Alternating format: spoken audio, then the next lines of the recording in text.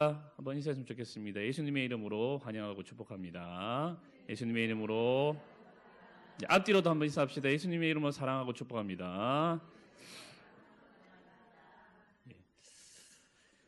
이 세상 어느 조직이나 아니면 어느 공동체든지 내부로 들어가 보면 이렇게 항상 갈등이 있고 또 분쟁이 있고 다툼이 존재하는 것 같습니다. 교회도 마찬가지죠. 여러분들 교회는 천사들만 모인 곳이 아니지 않습니까? 변화되어 가고 있는 죄인들이 모인 곳이다 보니까 교회 안에도 이제 다툼이 있고 또 분쟁이 있고 또 갈등이 있는 것 같습니다. 저는 교회 안에 갈등이 있는 것에 대해서 이렇게 다툼이 있는 것에 대해서 그렇게 나쁘게 생각하지는 않습니다. 여러분들 오히려 갈등과 분쟁이 전혀 없다, 아니면 거의 없다. 일단 말도 안 되는 이야기일 것이고요. 교회 안에 갈등과 다툼이 거의 없다는 것은 교회가 건강하다는 증거라기보다는 오히려 이렇게 서로에게 관심이 없기 때문에, 교회에 관심이 없기 때문에 갈등이 없고 다툼이 없는 것이 아닌가 하는 그런 생각이 드는 것이죠. 그냥 서로 적당하게 거리를 두고 나이스하게 그냥 깔끔하게 교회 생활하면 부딪힐 일도 없기 때문에 갈등이나 다툼이 일어나지 않는 것이죠. 하지만 여러분들, 그런 공동체가 정말로 친밀하고 가족 같은 공동체라고 할 수 있을까? 그렇지는 않을 것입니다. 여러분들 서로 친하게 지내다 보면은, 또 친밀하게 지내다 보면은 당연히 여러분들 갈등이 생기고 또 다툼이 일어나고 분쟁이 발생할 수밖에 없는 것이죠. 그렇다면 문제는 교회 안에 당연히 일어나는 이 갈등과 다툼과 분쟁을 어떻게 해결하느냐, 그것이 바로 중요한 사항이고 문제일 것입니다. 그리고 그것이 바로 교회 지도자들이, 리더들이 해야 할 일인 것이죠. 갈등과 분쟁이 있는 곳에 화합과 연합이 이루어질 수 있도록 지혜를 강구하고 또 대안을 제시하는 것, 그것이 바로 교회 리더들이, 지도자들이 해야 할 일이라고 생각을 합니다. 자, 우리는 오늘 말씀을 통해서 이 공동체 내부, 그 이스라엘 공동체 내부에 일어났던 그 갈등과 분쟁을 이 느헤미야가 어떤 식으로 이제 해결해 나가느냐에 대해서 오늘 말씀을 통해서 우리가 알아보게 될 텐데요. 여러분들, 당시 느헤미야의 성벽 공사를 방해한 두 명의 메인 빌런이 있었죠. 혹시 기억이 나십니까? 산자로 시작하는 사람이었죠. 산발락, 그렇죠. 또 한 명은 그렇죠. 도비야. 이 두 사람이 굉장히 이제 이 성벽 공사를 방해한 악당이고 이제 메인 빌런인데, 하나님의 은혜로 이 성벽 공사가 한참 이렇게 진행이 되어 가는 중에 이 두 사람이 방해를 하기 시작을 하죠. 처음에는 이제 느헤미야 이스라엘 백성들이 약간 무시하는 말로 이제 마음을 상하게 하는 그런 말들을 합니다. 너희들 실패할 거야. 너희들 성공하지 못할 거야. 너희들이 지금 쌓고 있는 성벽, 사실 여유가 올라가도 무너져 내릴 그런 정말 말도 안 되는 성벽이다라고 하면서 마음을 상하게 하는 말들을 합니다. 협박을 하기도 하고, 그리고 나중에는 정말로 이 군사적인 공격을 할 것처럼 하면서 느헤미야와 공사자들을 이렇게 두렵게 만들어서는 공사를 중단시키도록 만들려고 하죠. 자, 하지만 여러분들, 느헤미야가 어떻게 대처를 합니까? 먼저는 기도를 하죠. 그렇죠. 기도를 하면서 현실적인 조치들을 하나씩 차근차근 해 나가기 시작을 하는데, 침략에 대비해서 이제 성을 지키는 군사들을 이제 대비를 시키고, 그리고 두려워하는 백성들에게 두려워하지 말아라. 하나님께서 함께 하신다. 하나님께서 도와주신다라고 하면서 그런 신앙적인 격려와 위로도 아끼지 않습니다. 느헤미야의 현실적인 조치들과 격려, 그리고 무엇보다도 기도로 위기를 잘 넘기게 되었고, 다시 이제 성벽 공사가 원활하게 진행이 되는데요. 하지만 여러분도 어떻습니까? 우리 인생에서 하나의 위기가 사라지면 또 다른 위기가 찾아오지 않습니까? 혹자는 이런 말을 하더라고요. 인생에서 위기가 6개월 단위로 찾아온다. 그런 것 같습니까? 저는 1개월 단위로 찾아오는 것 같아요. 인생의 위기가.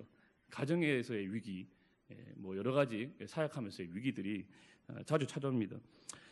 또 다른 문제가 발생해요. 외부적인 부분들에 있어서 이제 대비를 했더니 이제는 또 다른 문제가 발생을 하는데, 지금까지는 외부의 어떤 공격과 위협이었다면 이제는 안으로부터, 내부적으로 이제 어려움이 발생을 합니다. 그리고 공동체 내부로부터 갈등과 분열이 일어나게 된 것이죠.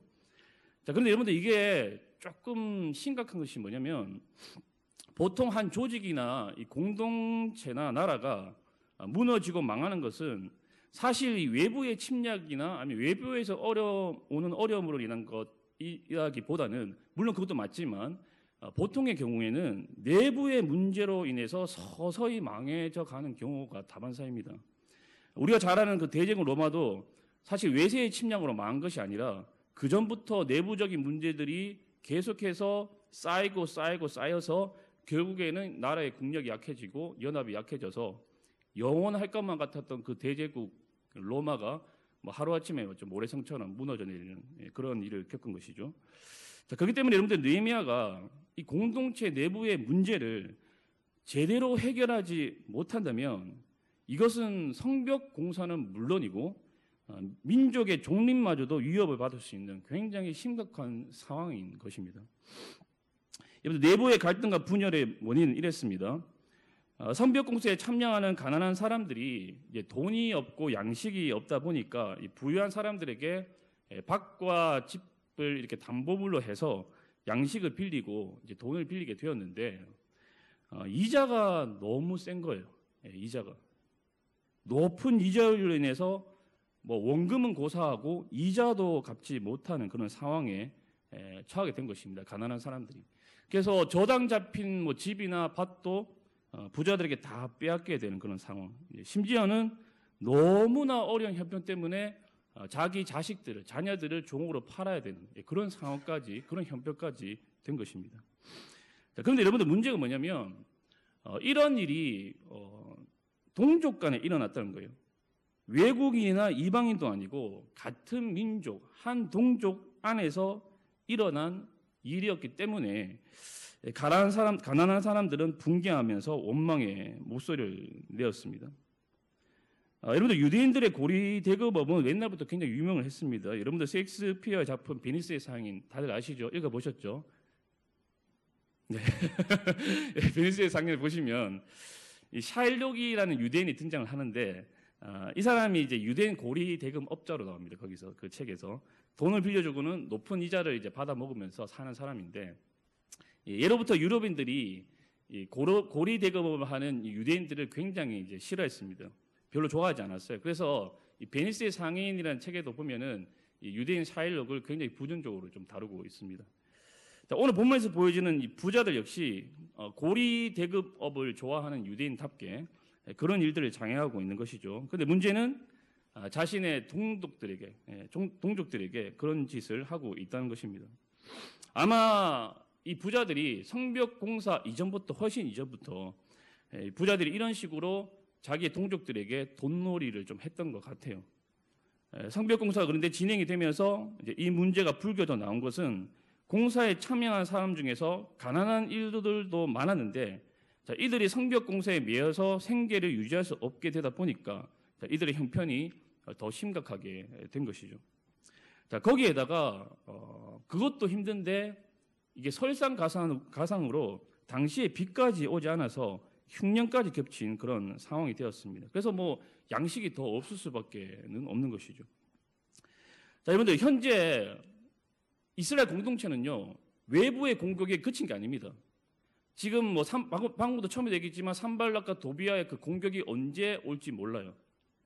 그런 상황 속에서 거기에다가 안에서는 지금 가난한 사람들과 부유한 사람들 간의 이 갈등과 원망과 대립이 발생한 상황입니다. 거기에다가 설상가상으로 흉년까지 덮친 상황. 제가 저번에 이제 설교를 하면서 이 성벽 재건 공사가 절대로 쉽게 이루어진 일이 아니라고 여러분들에게 분명히 말씀드렸습니다. 저도 역시 이 말씀을 좀 묵상을 하면서 그런 생각이 들었어요. 정말로 지금 열악한 상황이구나. 제 개인적인 생각으로는 이런 열악한 상황에서 과연 성벽 재건 공사를 계속해서 진행해야 될 것인가? 진행해도 되는가? 성벽 공사 잠깐 중단하고 지금 민생부터 돌봐야 되지 않는 것일까? 라는 그런 좀 생각이 들었습니다. 제 개인적으로는. 제가 이런 생각까지 하게 된 것은요. 제가 봐도 지금 느헤미야가 처해 있는 상황이나 형편이 결코 녹록치 않기 때문입니다. 정말 어떻게 말하면 최악이에요. 최악. 성벽 공사를 중단해도 별로 이상할 것이 없는 그런 상황이라는 것입니다. 하지만 여러분들 느헤미야는 어떻습니까? 성벽공사를 중단하지는 않습니다. 성벽공사는 성벽공사대로 진행을 시키고 그리고 문제는 또 문제대로 해결해 나갑니다. 느헤미야를 보면은 제가 느헤미야서를 쭉 읽으면서 이렇게 느헤미야를 보니까 진짜 불굴의 의지를 가지고 있는 사람인 것 같아요. 불굴의 의지. 아마 이런 의지를 가지고 있는 사람이었기 때문에 하나님께서 특별히 그를 선택하셔서 이 성벽 공사하는 일에 지도자로 리더로 세우신 것 같아요. 여러분들 혹시 중꺽마라는 말 들어보셨습니까? 중꺽마. 중국말 아닙니다. 예.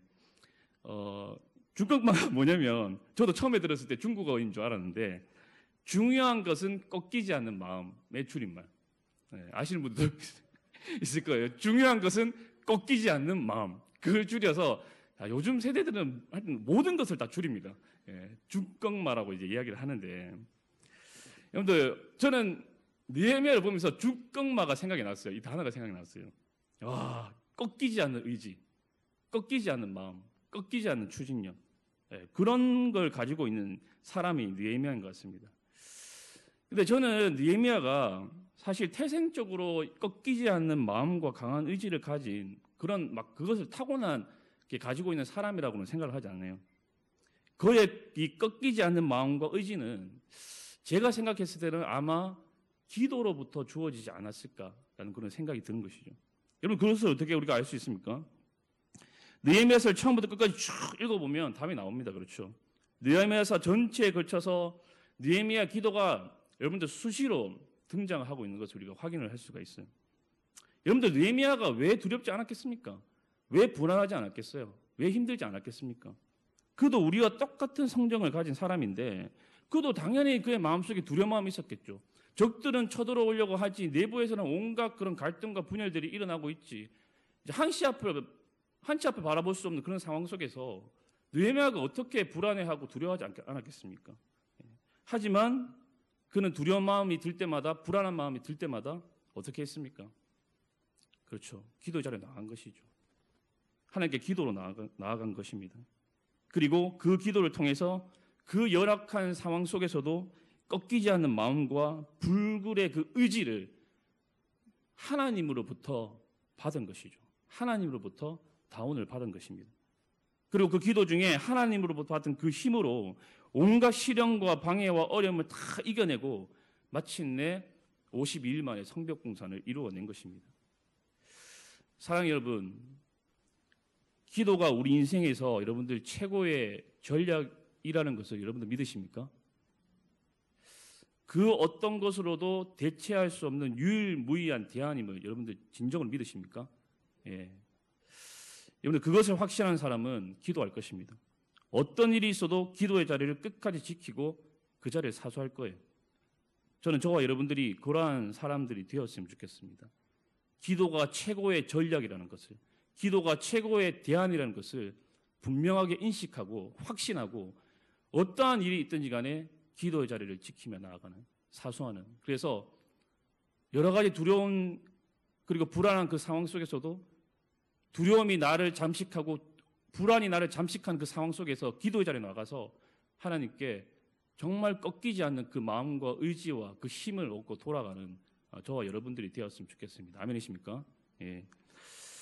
여러분들 그렇다면 여러분 느헤미야가 이 내부의 문제를 어떻게 해결해 나갔을까? 뭐 기도가 최고의 전략이고 대안이기는 하지만 그가 기도만 하고 있었을까?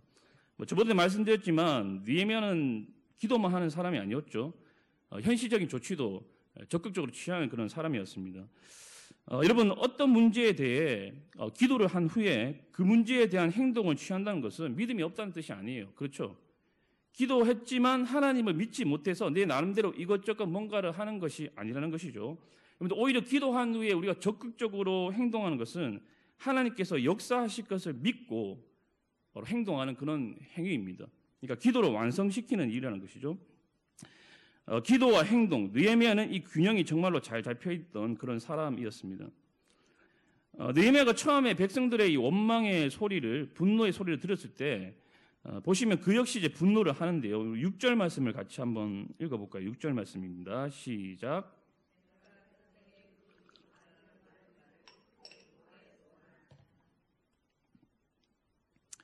예, 짧네요. 성경 구절이. 제가 물을 마시려고 했는데. 자, 느헤미야가 이제 백성들의 말을 듣고 뭐 했습니까?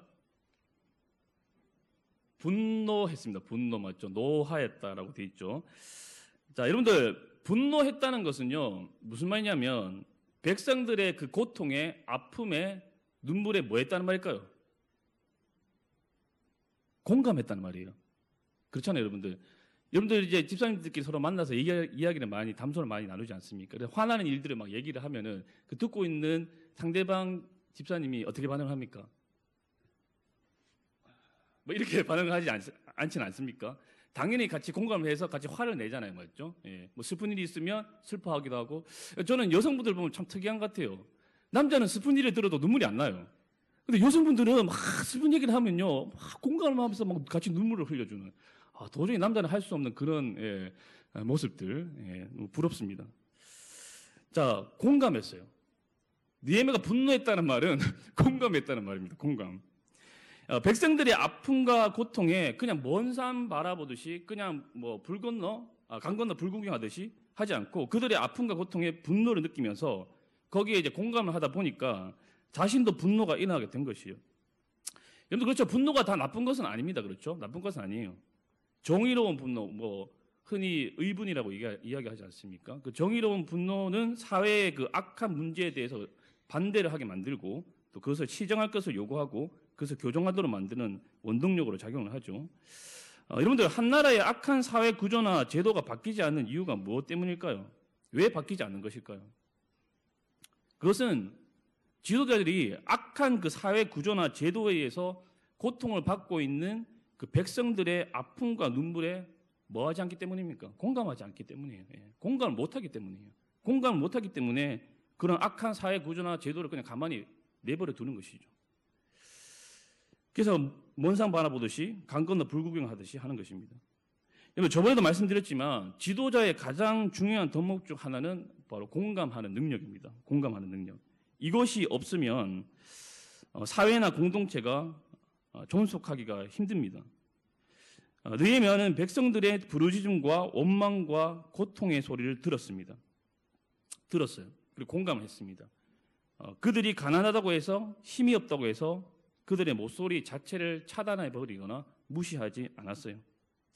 그래서 여러분들 우리가 오늘 느헤미야의 이 모습을 보면서 듣는 리더, 소통하는 리더, 바로 리더는 듣는 리더여야 되고 소통하는 리더라는 것을 우리가 확인할 수 있는 것이죠. 백성들의 부르짖음, 백성들의 탄식 소리, 백성들의 신음소리와 그 원망의 소리를 귀 기울여 들어야 하는 사람이 바로 리더이고 지도자라는 것입니다. 막 앓는 소리가 싫다고 해서 징징거리는 소리가 싫다고 해서 소리 자체를 차단해 버린다면 여러분들 그 조직이나 그 공동체는 더 이상 희망이 없는 거예요. 여러분들 내부에서 이런저런 목소리가 들려질 때에 지도자는 어떻게 해야 되는가? 방금도 얘기했듯이 일단은 들으려고 해야 됩니다. 들어야 돼요. 들어야 되고 그리고 선입견으로 미리 판단해서는 소리 자체를 차단해서는 안 된다는 것입니다. 지도자들이 백성들의 말과 소리를 듣고 소통하는 것을 게을리하거나 아예 하지 않을 때 아니면 소리를 근원적으로 차단시켜 버릴 때 바로 공동체는 서서히 무너지게 되는 것이죠. 목사라면 성도들의 말을 부지런히 들어야 됩니다. 저한테 하는 말이겠죠, 맞죠? 목사라면 성도들의 말을 부지런히 들어야 돼요. 하나님의 말씀을 전한답시고 자기 말만 하지 말고 성도들의 말도 들어보아야 한다는 것이죠. 예전에 있었던 이제 거제에는 제가 거제 얘기 뭐 자주 해서 죄송한데 제가 예전에 있었던 거제에는 일방 통행길이 참 많았어요. 일방 통행길. 그래서 아무 생각 없이 잘못 이렇게 들어갔다가는 엄청나게 이제 후진을 해야 되는 그런 상황을 만날 수도 있는 그런 길들이 많았는데 그래서 참 불편했던 그런 기억이 납니다. 여러분들 교회라는 공동체가 그런 것 같아요. 들어주고 소통하는 게 싫어서 혹은 그것이 귀찮고 피곤해서 일방적으로 이렇게 해라, 일방적으로 저렇게 해라 라고 하면서 일반 통행적 사고와 지시가 많아지게 되면 바로 공동체의 결합과 연합이 점점 힘을 잃게 된다는 것입니다. 그리고 공동체는 계속해서 혼란과 혼돈에 빠질 수밖에 없는 것이죠. 여러분들 믿음이 좋은 사람은 어떤 사람입니까? 바로 소통을 잘하는 사람이겠죠. 위로는 누구와 소통을 잘하는? 하나님과 소통을 잘하는 사람. 그리고 옆으로는 주변에 있는 이웃들과 성도들과 지체들과 소통을 잘하는 사람이 바로 믿음이 신앙이 좋은 사람인 것이죠. 여러분들이 교회에서 좋은 리더가 되고 싶다면, 가정에서 좋은 부모가 되고 싶다면, 그리고 직장에서 존경받는 사람이 되고 싶다면 들으려고 하는 노력을 게을리해서는 안 될 것입니다. 일방적인 사고와 일방적인 지시는 절대 하나님의 나라의 원리가 아닌 것입니다. 리더로 섬기시는 분들은 이것을 꼭 여러분들 기억하셨으면 좋겠어요.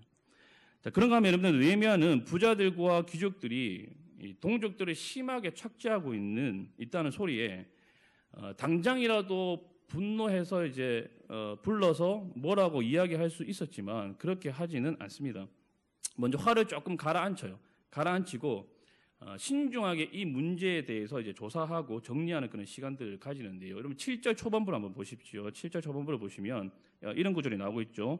깊이 생각하고 백성들의 부르짖음과 이런 말을 듣고 크게 노하였으나 깊이 생각하고. 자, 여기서 깊이 생각했다는 말은 방금도 말씀드렸듯이 신중하게 이 문제를 살피고 조사하고 또 생각을 정리하는 시간을 가졌다는 그런 의미입니다. 백성들의 원망하는 소리, 부르짖음을 듣고 그것에 대해서 깊이 생각하고 신중하게 조사하고 살핀 이 느헤미야는 단순히 듣는 것만으로, 공감하는 것만으로 그치지 않고 우리가 알고 있는 그 느헤미야답게 바로 현실적인 실제적인 조치들을 이제 취하기 시작을 하는데요. 자, 먼저 느헤미야는 일단 귀족들과 부자들을 불러 모읍니다. 불러서는 그들을 책망을 합니다. 이번 7절에 나와 있는데 우리 7절 말씀 한번 같이 한번 더 읽어보도록 하겠습니다. 7절입니다. 시작. 깊이 생각하고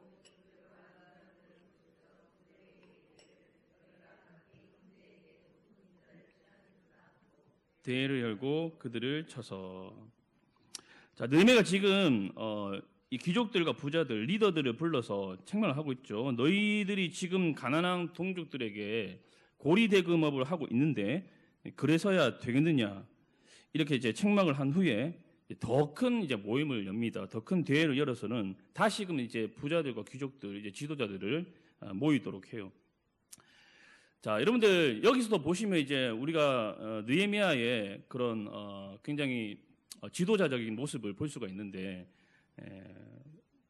자신이 가진 그 총독의 어떤 권한, 그런 권력으로 사실 부자들에게, 이 지도자들에게 일방적으로 지시할 수가 있었어요. 자기가 가진 권력으로. 총독이지 않습니까? 지금 유다 총독이기 때문에 정치적인 그런 권력으로 찍어 누를 수가 있었어요. 그런데 그렇게 하지 않습니다. 느헤미야가. 지금 느헤미야가 보면은 부자들도 이 지도자들도 설득하고 있다는 것을 볼 수가 있어요.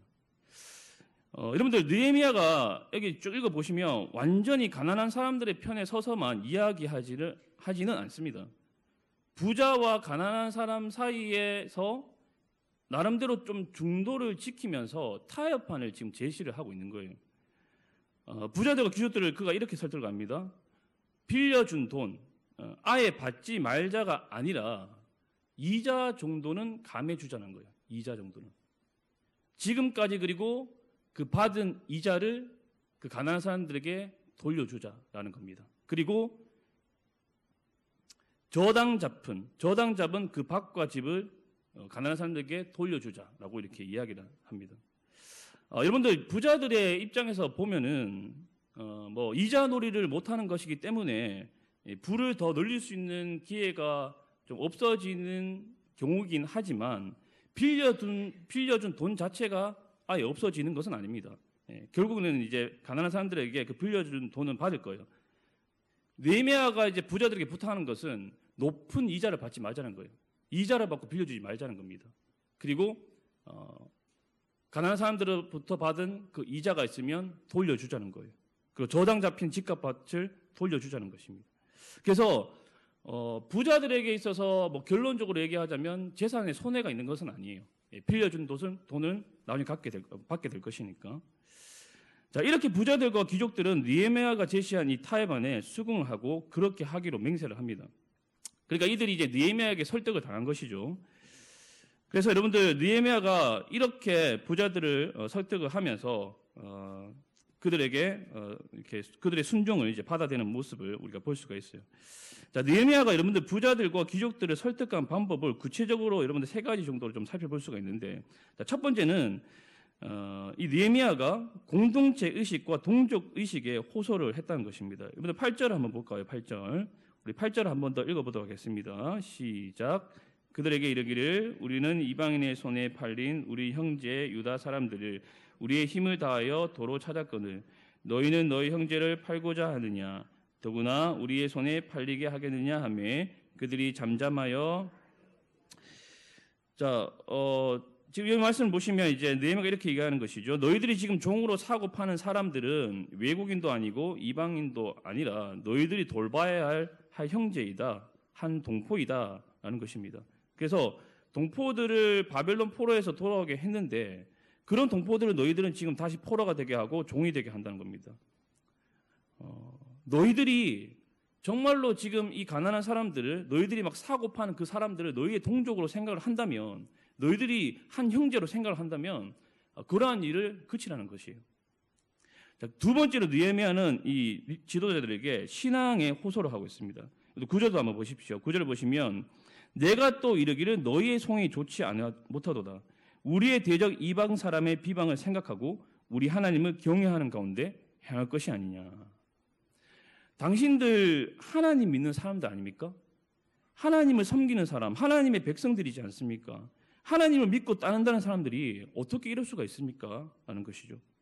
여러분들이 하나님을 두려워한다면, 정말 여러분들이 하나님을 경외한다면 이렇게 해서는 안 되는 것입니다. 동족을 착취하거나 억압해서는 안 돼요. 종으로 삼아서는 안 됩니다. 라는 것이죠. 느헤미야는 이 문제의 핵심을 보고 있었어요. 그 핵심이 뭐냐면 신앙적인 문제라는 겁니다. 신앙적인 문제. 동족을 착취하게 만드는 그런 악한 사회 구조나 제도를 지도자들이 그냥 가만히 버려두고 있는 것, 방치하고 있는 것은 결국에는 이 지도자들의 신앙적인 문제라는 거예요. 하나님을 경외하지 않기 때문에, 하나님을 지금 제대로 섬기지 않고 있기 때문에, 그들의 신앙이 약화되었기 때문에 지금 이런 악한 짓들을 하고 있다는 겁니다. 느헤미야는 이 문제의 그런 사항을 정확하게 파악하고 그들의 신앙의 문제를 지금 건드리고 있는 것이죠. 그리고 마지막으로는 여러분들 느헤미야는 본을 보임인데요. 느헤미야는 부자들에게 이자를 받는 것을 그치고 저당 잡힌 밥과 집을 돌려주고 지금까지 받은 이자를 돌려주려고 하면서 자신은 그 일에서 죄시키지 않습니다. 너희들 이렇게 해 라고 이야기만 하고는 자기만 쏙 빠지지 않았다는 거예요. 자신도 백성들에게 돈을 빌려줬지만 이자를 받지 않았다고 이야기를 합니다. 그런데 여러분들 여기서 느헤미야가 위대한 점이 또 뭐냐면 느헤미야는 단순히 빌려준 돈에 대해서 이자만 받지 않은 것이 아니라 그것을 훨씬 뛰어넘어서 오늘 우리가 읽지는 않았지만 여러분들 14절에서 18절을 보시면 느헤미야가 12년 동안 유다의 총독을 일하면서 그가 왕으로부터 녹을 받지 않았다는 것을 확인할 수 있습니다. 이게 무슨 말이냐면 유다의 총독으로 12년 동안 일을 하면서 뭐를 받지 않았다는 거예요? 월급을 받지 않았다는 거예요. 예, 사례를 받지 않았다는 겁니다. 12년 동안 무려. 그런데 그해 전에 있었던 총독들은요, 돈과 양식과 포도주를 백성들에게서 착취했어요. 그리고 그 총독들의 부하들도 백성들에게서 돈과 양식을 착취했습니다. 하지만 느헤미야는 완전히 다른 모습을 지금 보이고 있어요. 무려 12년 동안이나 그는 백성들을 착취하지 않았습니다. 월급도 받지 않았어요. 엄청난 헌신이고 엄청난 그런 섬김의 모습입니다. 심지어는 여러분들 이 느헤미야가 어떤 모습까지 보였냐면 자기 사비로, 자기 재산으로 매일 150명이나 되는 일꾼들과 관리들의 식사를 제공을 했어요. 여러분들 뒤에 후반부에 나중에 한번 읽어보십시오. 읽어보시면 매일 소 한 마리에 양 6마리 그리고 많은 양의 그 닭으로 식탁을 베풀었다고 나와 있습니다.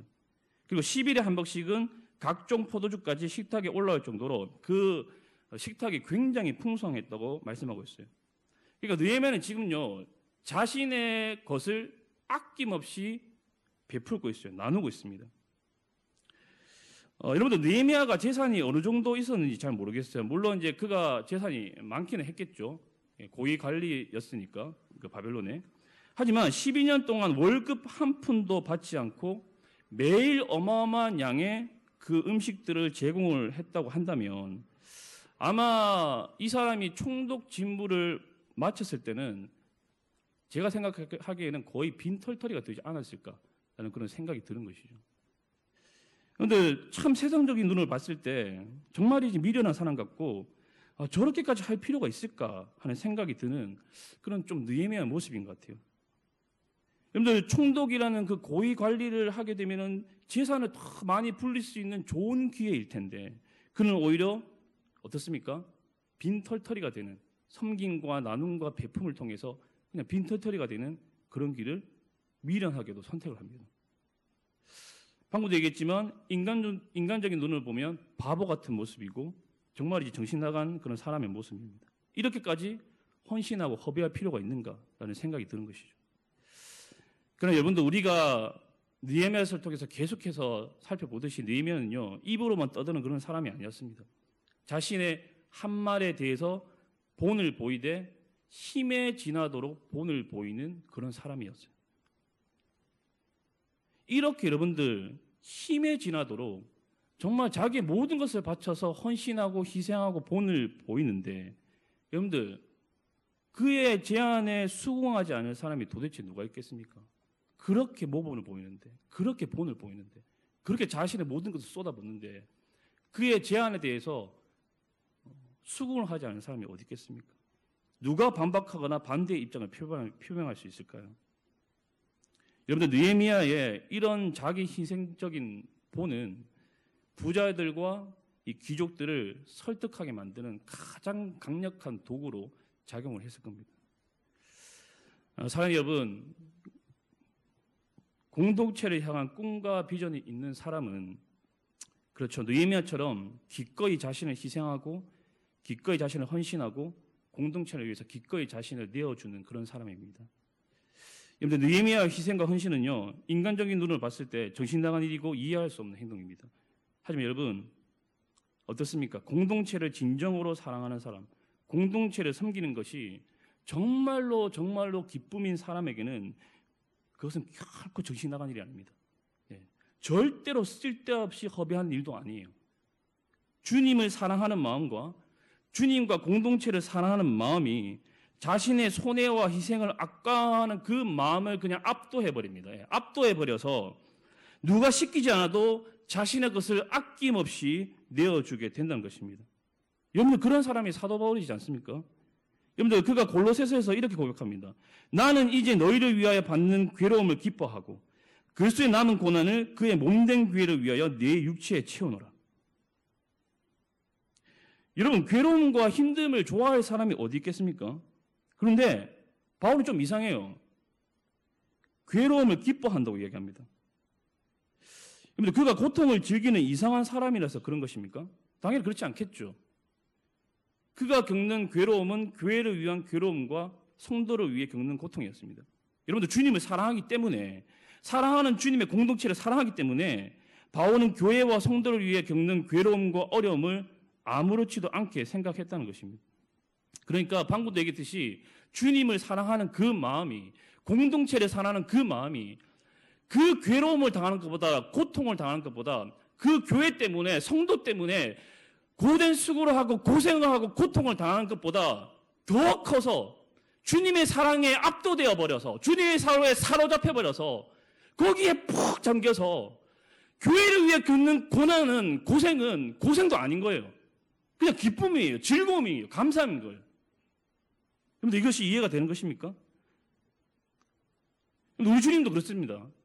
주님께서 그 십자가의 모진 고통을 참으신 것, 물론 여러분들 십자가 이후에 그 영광을 바라보면서 주님 참으셨어요. 하지만 저는 그것도 있지만 주님이 그 고난, 그 고된 십자가의 고통을 참으신 것은 우리를 사랑하는 마음이 너무 강해서 우리를 너무 사랑해서 그 고통을 견디게 만들었다는 것입니다.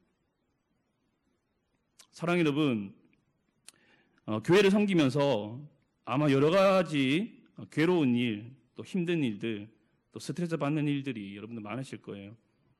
고된 수고들, 고생들. 내가 왜 이거 맡아가지고는 지금 이 고생을 하고 있을까? 내년에는 무슨 일이 있어도 반드시 내려놓는다. 라는 생각. 여러분들 이런 생각이 우리를 지배하려고 할 때 여러분 가만히 있으면 안 됩니다. 그 생각과 그 마음이 우리를 지배하도록 버려두어서는 안 돼요. 여러분 우리는 적극적으로 기도해야 됩니다. 어떻게 해요? 하나님의 사랑이 우리를 더 강하게 지배하게 해달라고. 아멘이십니까? 예, 하나님의 그 사랑이, 공동체를 향한 사랑이, 교회를 향한 사랑이 우리를 더 강하게 지배하게 해달라고. 그래서 주님과 공동체를 향한 사랑이 우리를 압도해버려서, 우리를 사로잡아버려서 그 사랑에 푹 잠겨서 주님과 교회를 위해 겪는 그 괴로움이, 그 고난이, 그 고생이, 그 고된 수고가 수고로 다가오는 것이 아니라, 고생으로 다가오는 것이 아니라 기쁨으로 다가올 수 있도록, 감사함으로 다가올 수 있도록. 여러분들 이거는 우리가 할 수 있는 일이 아닙니다. 사실 우리 능력 밖의 일이에요. 그렇죠? 그 힘든 일을 겪으면서 그 고된 수고를 하면서 당연히 우리 마음이 지치죠. 힘들죠. 내려놓고 싶죠. 그런데 여러분들 그것들을 이겨내고 우리가 그것들을 극복하고 넘어설 수 있는 길은 우리의 의지를 더 키우는 것이 아니라 하나님의 사랑에 푹 잠기는 거라고 생각합니다. 하나님의 사랑에 푹 잠겨서 그 사랑에 압도되어서 강권되어서 주님과 공동체를 사랑하는 마음으로 섬기게 되는 것이죠. 사랑하는 여러분, 저는 죄송하지만 힘들면 내려놓으십시오라는 말을 별로 좋아하지 않습니다. 사역이든 뭐 섬김이든 힘들면 내려놓으세요. 여러분들 요즘은 모르겠어요. 그런 메시지가 너무 유행입니다. 여러분 동의하실지는 모르겠는데 사람들의 마음을 좀 위로한답시고 너도 나도 힘들면 섬김이나 사역 그냥 내려놓으세요. 하지 마십시오. 이런 말들이 너무 많아요. 너무 유행입니다. 그래서 주어진 사명을 끝까지 부여잡고 가는 사람들이요 점점 없어지고 있어요. 힘들면 내려놓으면 되지. 괴로운데 왜 굳이 이 사역을, 이 섬김을 내가 해야 되는 것인가? 뭐 목사님들도 힘들면 내려놓고 하는데 내려놓는 것이지. 이런 메시지들이 너무 유행이에요. 그래서 자기를 부인하고 자기 십자가를 지고 가는 주님의 제자도가 어쩌면 점점 희석되어져 가고 있는 시대를 우리가 살아가고 있는지도 모르겠습니다. 여러분들 언제 우리 주님께서 죄송하지만 힘들면 내려놓으라고 말씀하셨나요? 나를 따르려면 자기를 부인하고 자기 십자가를 지고 우리 주님께서 그러하셨듯이 죽는 자리까지 나아가라고 우리 주님께서 말씀하시지 않으셨습니까? 여러분들 힘들면 내려놓고 피할 것이 아니라 이 거친 십자가 길을 끝까지 걸어갈 수 있도록 하나님의 사랑에 더 압도되고 하나님의 그 사랑에 더 사로잡히게 해달라고 우리가 기도해야 되지 않겠습니까? 그리스도의 사랑이 우리를 강권하시는도다 라고 고백했던 그 사도 바울의 고백처럼 그리스도의 사랑에 더 압도되고 그리스도의 사랑에 더 사로잡히고 그리스도의 사랑에 더 잠기도록 우리가 기도해야 되지 않겠습니까? 그래서 주님과 교회를 위해 겪는 고난과 희생과 고생이 고된 수고도 그리고 괴로움으로 여겨지지 않고 기쁨으로 감사함으로 여겨지도록 우리가 기도해야 되지 않겠습니까? 사랑하는 여러분, 우리에게 진정으로 회복되어야 할 것은 사랑인 것 같습니다. 주님을 향한 사랑, 그리고 교회와 공동체를 향한 사랑. 먼저는 주님의 사랑 안에 깊이 잠기게 되도록, 그 사랑에 사로잡히게 되도록 우리가 기도해야 될 것입니다. 그 사랑의 넓이와 길이와 높이와 깊이에 다시 한 번 더 우리가 감격하고 사로잡히고 강권되고 압도되어서 복음의 감격이 우리 가운데 회복될 수 있도록 우리가 기도해야 될 것이고, 그래서 주님을 향한 사랑과 교회를 향한 사랑이 회복되어서 주님과 교회를 위한 그 고된 수고도 희생도 시련도 기쁨과 감사함으로 다가올 수 있는 그런 우리의 모습들이 되었으면 좋겠습니다. 사랑하는 여러분, 저와 여러분이 주님의 공동체를 사랑하는 마음, 교회를 사랑하는 마음, 성도를 사랑하는 마음이 더 크고 강해서 교회를 섬기면서 당하는 괴로움과 고통을 압도해버리고 뛰어넘어서 교회를 위해 겪는 괴로움조차도 기쁨으로 여길 수 있는 그런 단계까지 나아갈 수 있는 그런 은혜가 있었으면 좋겠습니다. 저도 교회를 섬기다 보면 힘든 일들이 있고 또 내려놓고 싶은 마음도 있습니다. 오늘 이 말씀을 제가 묵상을 하면서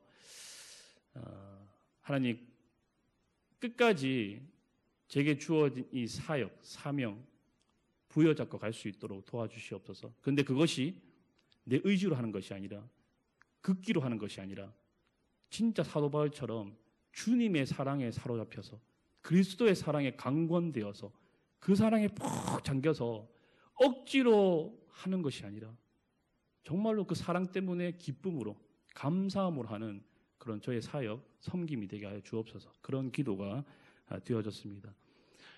여러분들도 그런 기도가 마음으로부터 흘러나오게 되기를 주님 이름으로 간절히 축복합니다. 여러분들이 맡겨진 사역들 고될 것입니다. 고생스러울 것입니다. 내려보시고 싶은 마음도 있을 것입니다. 하지만 그럴 때마다 하나님의 사랑이 나를 강건케 하여 주옵소서. 하나님의 사랑으로 나를 사로잡아 주십시오. 그래서 이 지금 하고 있는 이 사역의 고됨이, 이 수고로움이, 이 고생이 고생으로 여겨지지 않고 진짜 기쁨으로 여기실 수 있도록, 감사함으로 여기실 수 있도록 하나님 제게 그런 은혜를 허락하여 주옵소서라고 오늘 이 시간 함께 기도하며 고백하는 저와 여러분들의 믿음이 되어졌으면 좋겠습니다. 그런 은혜가 저와 여러분들의 있기를 주님으로 간절히 축복합니다.